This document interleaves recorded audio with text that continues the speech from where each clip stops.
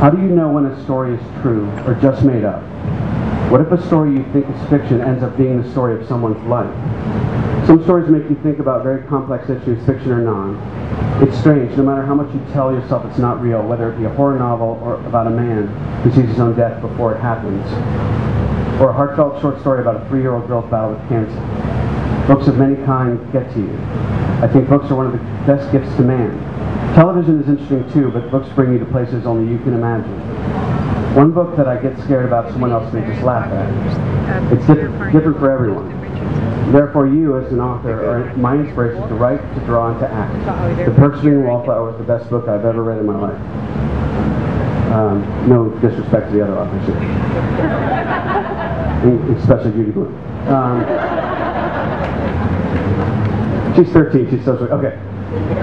She says, I'm very young, but I feel as if my life is already used up. I'm not sure if you will understand what I mean, but it is a feeling deep inside like I am numb. I'm now 13 years old, but so much has happened to me in these last 4 or 5 years that I have more life experiences than many average 30-year-olds. I love that that's older. Between taking care of myself and taking care of my mother and her many boyfriend troubles, I feel like my life no longer has any meaning. Believe me, I'm not proud of this, as most children think they would be, in my position to be so mature and independent. I actually didn't want any of this to happen to me. But the point that I am trying to make is, just when I thought it was all over, I was on the verge of taking my own life, and I bought your book.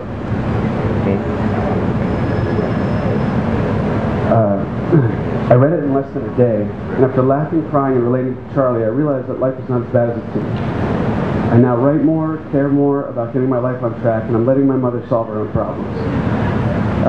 You may think that it is strange that I could change my life and get so inspired over just one book of a child's life, but it meant a lot to me. I felt for Charlie, Sam, and Patrick. I just thought you should know that you're an incredible writer. I'm not a stalker, nor am I important in any way.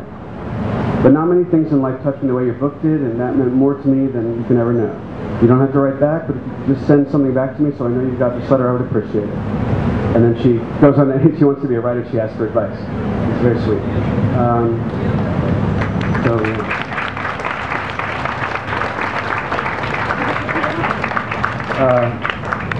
So the reason why I'm sharing this letter, sorry, got choked up, is that the postmark is Long Island, New York. And I said this 2001.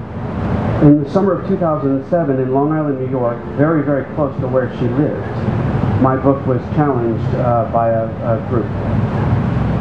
And it's because of the efforts of people like Judith, like Jim, and like Donna. Where's Donna?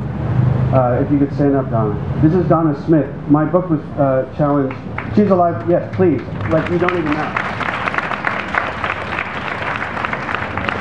Donna's a librarian, and when my book was challenged in Wisconsin at the Arrowhead School, she led the defense, and because of her, and because of people in Long Island, my book is still available for, I pray to God it never happens again, but it breaks my heart that a book, that meant this much to this kid, and she's doing great, by the way, and we still write, and she's great, but that 6 years later, in the same area, it could be challenged. And when you talk to certain folks and you go, look, I know that you object to this part, I know you object to that part, but I'm begging you what this can mean. You're talking about life and death. I want to thank all of you, Judith, Jim, everybody here, for fighting for kids like this and their lives, because this is not a political issue. This is, to me, a very, very personal and emotional one. So that's it. Thank you.